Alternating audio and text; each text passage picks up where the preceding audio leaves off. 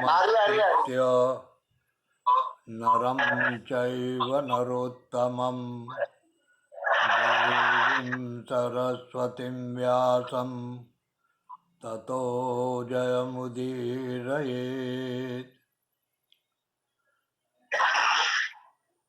सर्वे भवन्तु सुखिनः, सर्वे सन्तु निरामयाः, सर्वे भद्राणि पश्यन्तु मा कश्चित् दुःखभाग् भवेत्। ॐ असतो मा सद्गमय तमसो मा ज्योतिर्गमय मृत्योर्मा अमृतं गमयेति। ॐ शान्ति शांति शांति भवतु। ओम। आवाज आ रही है? आ रही है सर। ठीक। आज शुक्रवार है और सर्वदा की भांति लता कुंज अजमेर रोड आगरा से रामतीर्थ सत्संग मंडल के तत्वावधान में ये शुक्रवार के सत्संग की कड़ी प्रारंभ होती है। आपको ध्यान होगा गत शुक्रवार को मैंने आपके आगे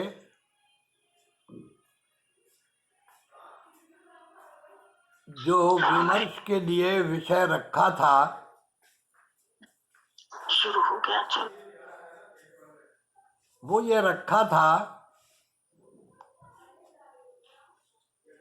कि हमारे संपूर्ण वाङ्मय में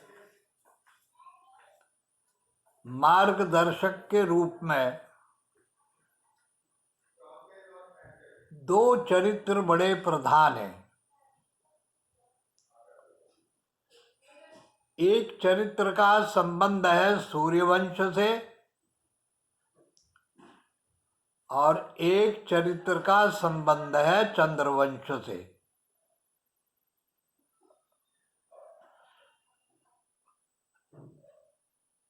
आपको स्मरण आ गया होगा यही विषय गत शुक्रवार को रखा गया था।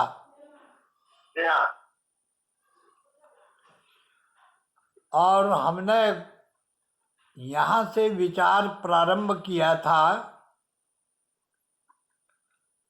कि सूर्य और चंद्र वंश को जो महिमा प्राप्त हुई है ये वस्तुतः कोई ऐतिहासिक चीज है या कोई एक प्राकृत चीज है, नेचुरल है।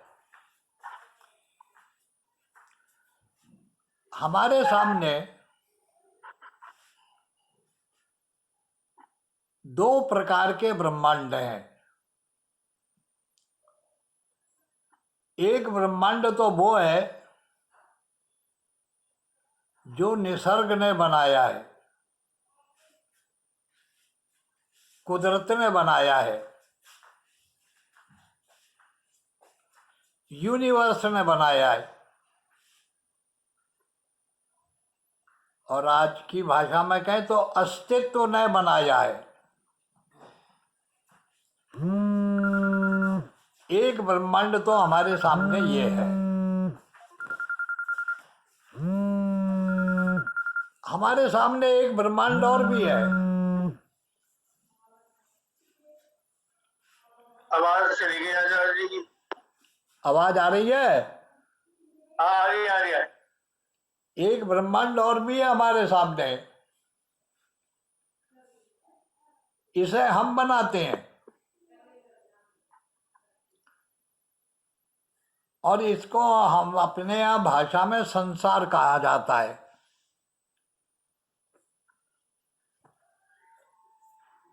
इसको अगर हम प्राचीन भाषा में ही बोलें तो जगत तो परमात्मा की कृति है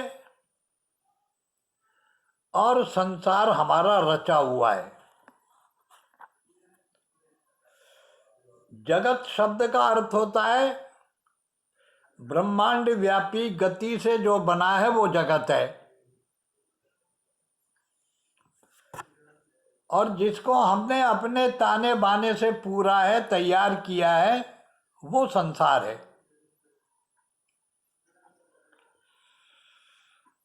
परिवार में बच्चा पैदा होता है, वो संसार का, ब्रह्मांड का एक भाग होता है। लेकिन जब परिवार में आता है तो एक नया संसार उसे मिलता है जो हमारा ही बनाया हुआ है। परिवार रूपी संसार मिलता है, माता पिता रूपी संसार मिलता है, रिश्तों का संसार मिलता है, परिस्थितियों का संसार मिलता है। ये हमारी कृति है। तो ये सूर्य और चंद्र को आदर्श मान करके मार्गदर्शक बनाने की जो बात आई, ये कवि कल्पना है या इसका कोई यथार्थ के साथ संबंध है? ये विमर्श गत शुक्रवार को चला था। पूजा में सूर्य वंश का संबंध बुद्धि से है और चंद्र वंश का संबंध मन से है।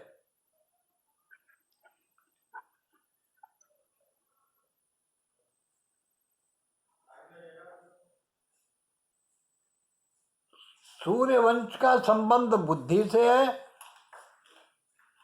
और चंद्र का संबंध मन से है।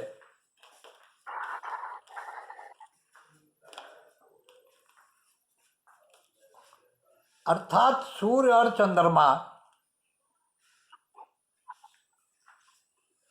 ये दोनों अनुकरणीय हैं, ये इनके पीछे हमें चलना है। इसलिए यजुर्वेद में एक प्रसंग आया,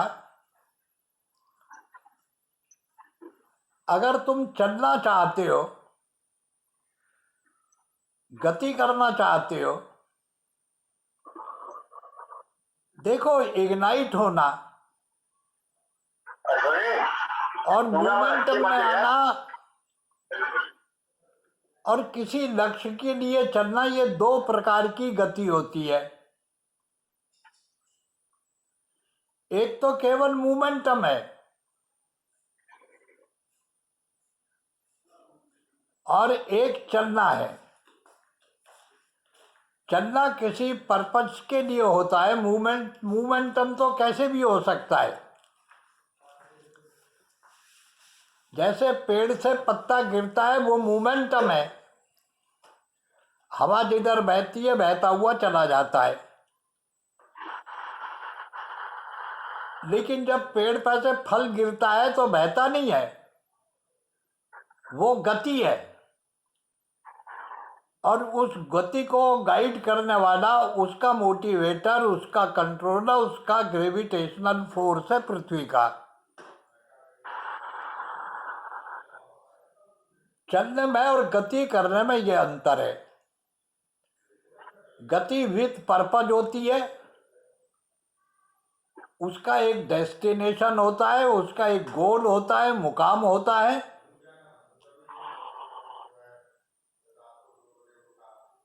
और जो मोमेंटम है, धक्का लगना है,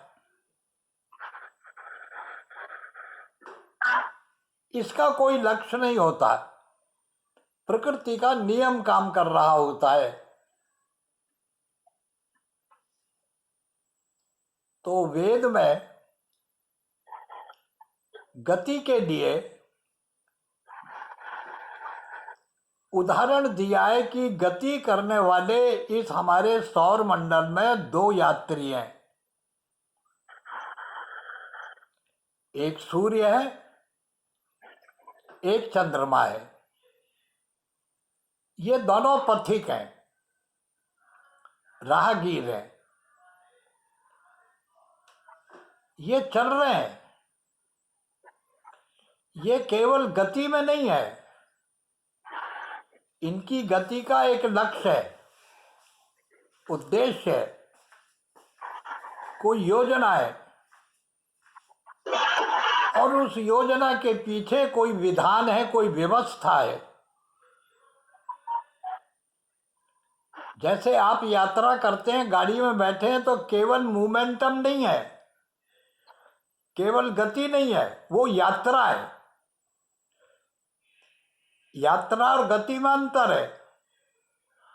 गति सउद्देश्य होती है, उसका पर्पज होता है, उस पर कंट्रोल होता है, नियंत्रण होता है, उस पर जानकारी होती है, तब वो यात्रा कहलाती है। अगर तुम भी यात्रा करना चाहते हो, जीवन में चलना चाहते हो, तो तुम्हें दो का अध्ययन करना पड़ेगा, दो को देखना पड़ेगा। ये मार्गदर्शक हैं, ये चलना तुम्हें सिखाएंगे। इसलिए तुम में एक ताकत आनी चाहिए कि जो मार्ग तुम्हें बताया जाए उस पर चलने की ताकत तुम में होनी चाहिए।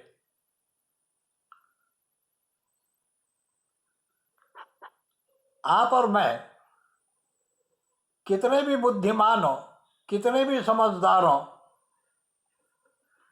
अगर किसी ने आपके और मेरे पैर बांध करके नीचे पलंग से बांध रखे हैं पैर, और आपसे कहा जाए चलो, आपके पास तो लिम्स भी हैं, मसल्स भी हैं, आपके पास नर्वस सिस्टम है, आपके पास एनर्जी है, आपके पास मसल पावर भी है, चलिए अब आप कहेंगे चल तो सकता हूँ, चल भी दूंगा, पर चलने से पहले मुझे स्वतंत्र होना बहुत जरूरी है, बंधन से मुक्त होना जरूरी है। अगर तुम बंधन में बंधे रहोगे, कम कर दो, आवाज बहुत करेगा। अगर तुम बंधन में बंधे रहोगे तो चल नहीं पाओगे। चलने के लिए बंधन मुक्त होना बहुत जरूरी है। आपने बड़ी प्रसिद्ध कथा सुनी होगी ये, और कुछ सचमुच की सी भी है, लेकिन बड़ी अच्छी है। बनारस की घटना है। एक बड़े रईस आदमी थे, बड़े शौकीन मिजाज थे, और फालतू समय में उनको तत्व ज्ञान पर चर्चा करने का व्यसन था।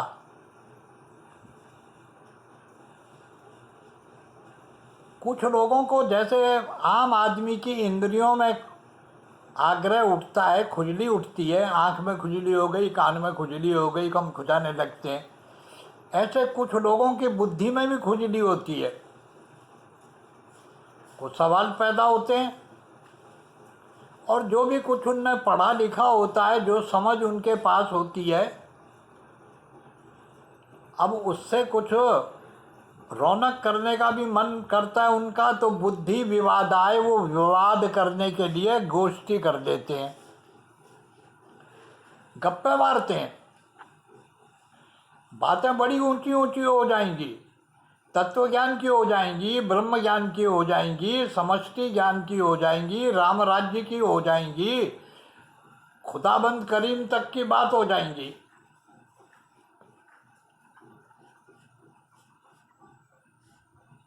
ऐसा शौक उनको भी था।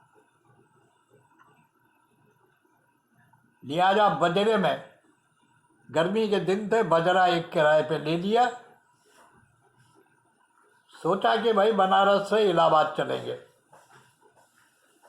और गोष्ठी होगी, संगीत की गोष्ठी जमा दी, चर्चा की गोष्ठी जमा दी, कुछ मुशायरा जमा दिया, कोई कवि सम्मेलन भी जमा लिया। ऐसे सारे साधन इकट्ठे करके 10, 15, 20 मित्रों ने एक बड़े बजरे को किराए पे ले करके और शाम को ठंडाई पानी पी के अपने मस्त हो करके बोले संगीत की लहर चल रही है, अब यात्रा शुरू करो। यात्रा शुरू हो गई। रात भर यात्रा होती रही। सोचते रहे इतने घंटे हो गए, इतने घंटे हो गए, अब आ रहे हैं, अब बनारस के नज़दीक पहुंच रहे होंगे, इलाहाबाद के नज़दीक पहुंच रहे होंगे। जब 4 बजे का समय हुआ, घंटों की आवाज आई, बोले ये तो बनारस जैसे ही घंटे बज रहे। देखा गया तो मालूम पड़ा कि बनारस में उसी घाट पर खड़े हैं। ओ भाई क्या हो गया? बस एक छोटी सी बात हो गई थी कि चल तो पड़े थे, चप्पू तो चला दिए, खेने का काम शुरू कर दिया, फिर नाव जिस खूंटे से बंधी थी उसको खोला ही नहीं। लिहाजा आंख खुली तो बनारस के बनारस में ही थे। बड़ा सुंदर ब्राह्मण ग्रंथों में एक प्रसंग आया है, आचारहीनम न पुनंति वेदाः यद्यप धीता षडंग भी। 6 अंगों के साथ जिसने वेद पढ़ा हो, लेकिन उसने जो पढ़ा है वो कर्म में परिणित न हुआ हो, कर्म में न हो, ऐसा जो वेद का ज्ञान होता है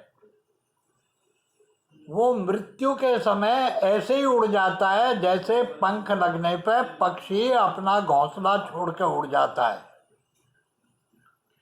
हमारे यहाँ ज्ञान की निष्ठा तो है, लेकिन ज्ञान ही निष्ठा नहीं है। ज्ञान की पराकाष्ठा क्या होगी? ज्ञान का मैनिफेस्टेशन काय में होगा? ज्ञान अपने आप को कैसे प्रकट करेगा? ज्ञान की परिणति कहाँ होती है? वो कर्म में होती है। ज्ञान तो हो, अगर उसका संबंध कर्म से नहीं है तो आप खुद अनुमान लगा लीजिए उस ज्ञान की क्या कीमत होगी। और कर्म करने के लिए सबसे पहली शर्त दी है वैशेषिक शास्त्रकार ने,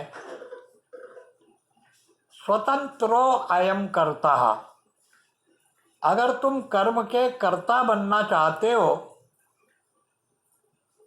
तो तुम्हें स्वतंत्र होना पड़ेगा, आजाद होना पड़ेगा,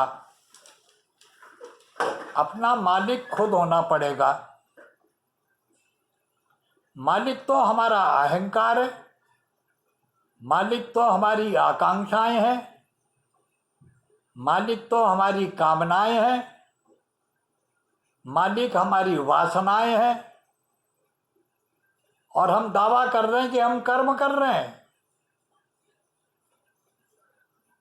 गुरु नानक ने बड़ा सुंदर इसके ऊपर एक टिप्पणी करी है। गुरु नानक कहते हैं कि देखो 2-3 प्रकार के आदमी होते हैं।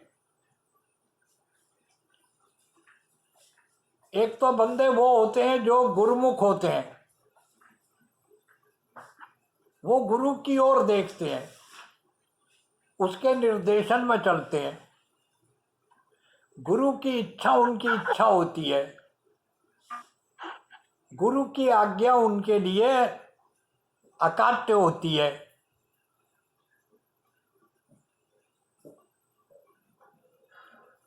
एक गुरुमुख होते हैं। एक और आदमी होते हैं, वो मनमुख होते हैं। और ये मनमुख बंदे कैसे होते हैं कि मन में आया तो सत्संग में चले गए। भाई आज यार आज तो मन कर रहा है पिक्चर जाने का, तो पिक्चर चले गए।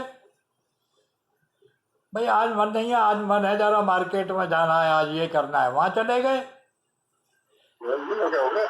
हमारा मन करा तो आपको जयराम जी की कर ली है, हमारा मन नहीं किया तो नहीं करी।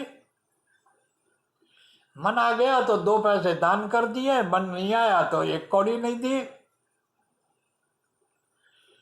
मन आ गया तो नहा धो करके 2 मिनट भजन करने बैठ गए, नहीं तो कोई बात नहीं है। गुरु नानक कहते हैं कि ऐसे भी बंदे होते हैं जो मनमुख होते हैं। उनका गुरु उनका मन होता है, उनका मालिक उनका मन होता है। वो मन के गुलाम होते हैं, अहंकार के गुलाम होते हैं, इच्छाओं के गुलाम होते हैं। ये ऐसे जो लोग होते हैं, कर्म कमावना, ये जो भी करते हैं और अगर समझते हैं कि हम कर्म कर रहे हैं, कमा रहे हैं, ये हमने अर्जित किया है, ये हमने अचीव किया है, हमारा अचीवमेंट है, तो भैया उनके कर्म कैसे हैं? एक बड़ी सुंदर उपमा गुरु नानक ने दी है। ये मनमुखी लोग दान करें, चाहे पुण्य करें, चाहे सत्संग में जाएं, चाहे किसी तप करने जाएं, मंदिर में जाएं, जंगल में जाएं, कहीं पे भी जाएं,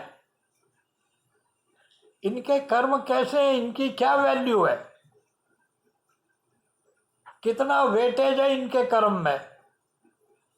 तो गुरु नानक उपमा देते हैं, ज्यों दुहागिन श्रृंगार। जिस महिला को उसके पति ने त्याग दिया हो, छोड़ दिया हो, जैसे उसका श्रृंगार 1 कौड़ी का भी नहीं है, ऐसे ही मनमुख जो बंदे हैं, मन के गुलाम जो लोग हैं, उनके सारे पुण्य कर्म भी ऐसे ही हैं जो दुहागिन श्रृंगार, जैसे परित्यक्ता नारी के श्रृंगार होते हैं। तो मैं निवेदन कर रहा था, वैशेषिक शास्त्र ने कहा कि अगर तुम कर्म करना चाहते हो, यात्रा करना चाहते हो, सफर पर जाना चाहते हो, मंजिल को तय करना चाहते हो, तो तुम्हें कर्म का कर्ता बनना जरूरी होगा। और उसके लिए स्वतंत्रो अयम कर्ता, तुम्हें आज़ाद होना चाहिए, स्वतंत्र होना चाहिए, तुम्हारे अंदर स्वराज होना चाहिए। तुम्हारे अंदर न प्रजातंत्र की गुंजाइश है, न राजतंत्र की गुंजाइश है। तुम्हारे अंदर केवल एक ही तंत्र की गुंजाइश है, और वो है स्वतंत्र।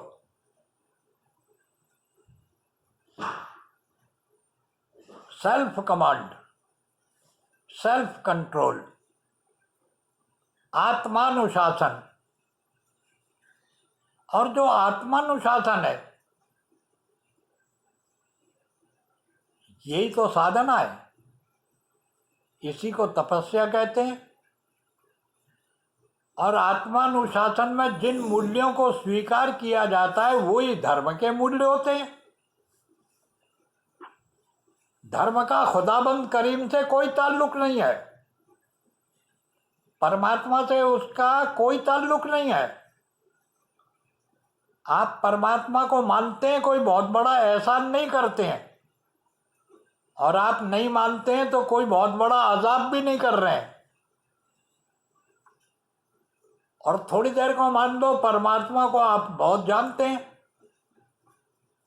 जान लोगे तो क्या होगा? परमात्मा का उसमें क्या भला होगा और तुम्हारा क्या भला होगा? जानते तो तुम बहुत चीजें हो।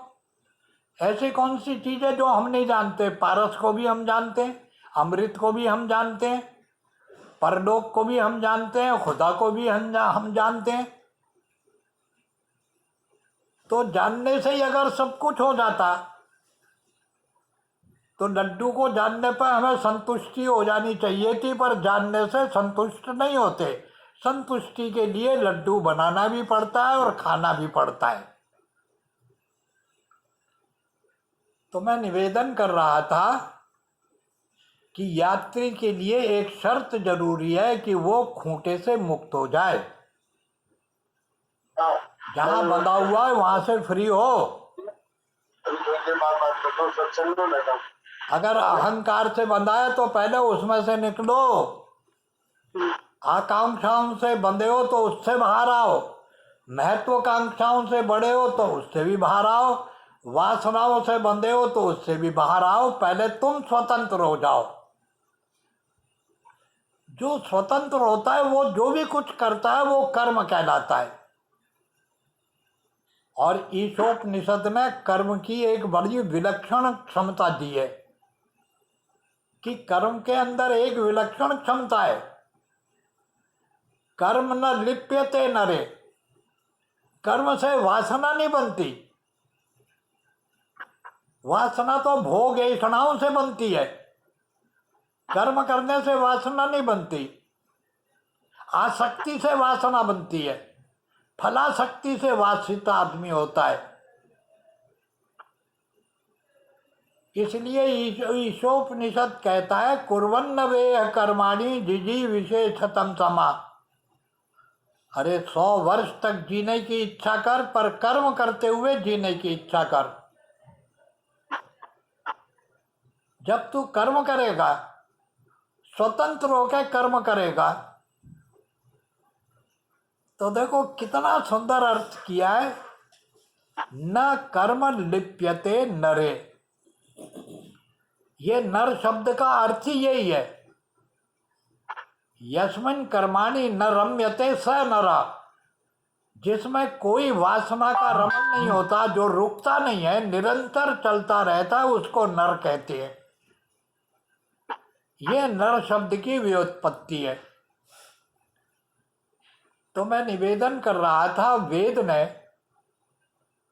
सूर्य और चंद्र मार्ग का एक प्रतीक प्रकृति के आदर्श के रूप में हमारे सामने रखा। वेद में आने वाला सूर्य वंश का संबंध सूर्य से है और चंद्र वंश का संबंध चंद्रमा से है। और ये सूर्य और चंद्रमा क्या है?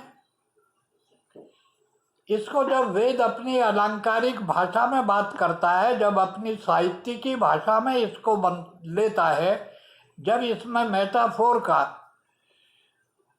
कोई उदाहरण सामने रखता है, तो क्या उपमा देता है?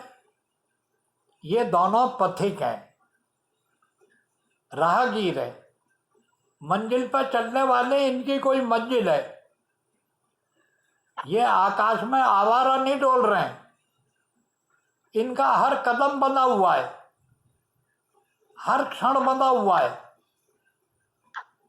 ये अपनी परिधि में चलते हैं, ये अपनी सीमा में रहते हैं। इनको अपनी शक्ति का भी बोध है और अपनी सीमा का भी बोध है। जब मनुष्य की बौद्धिक चेतना को उसकी शक्ति का बोध होता है, जब उसको अपनी गति का बोध होता है, तो वही तो मर्यादा पुरुषोत्तम हो जाता है। उसी को फिर सूर्य वंश कहते हैं, उसी को राम कहते हैं। राम कोई ऐतिहासिक व्यक्तित्व ही है ऐसा मत मानो। राम इतिहास का भी अंग है और राम का संबंध हमारे आध्यात्मिक जीवन की उच्चतम मूल्य से भी है। ऐसा ओत प्रोत है हमारे यहाँ सभ्यता और संस्कृति का ताना बाना। ऑक्सफोर्ड और कैम्ब्रिज यूनिवर्सिटी के बड़े से बड़े विद्वान कितना भी पढ़ लिख और डाले,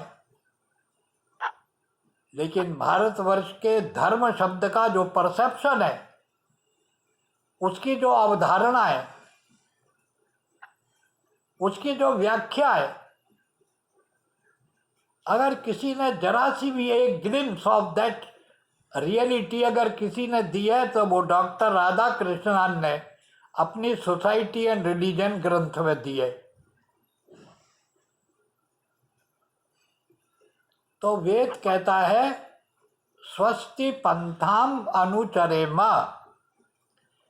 ए मनुष्य तू कल्याण के मार्ग पर चलने के लिए जहाँ से बंधा हुआ है उन बंधनों को खोल दे और स्वतंत्र हो जा, तुझको कल्याण के मार्ग पर चलना है। तो वहां प्रश्न किया कि और भी कोई है जो इस मार्ग पर चल रहा है?